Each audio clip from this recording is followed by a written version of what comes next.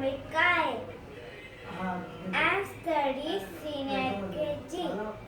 My division A. My teacher name is Rekhani. मैं आज mango oven बना हूँ और मैं किचन में रहता हूँ, छत पर खाना बनाता हूँ और केक भी बनाता हूँ। किसको केक खाना है?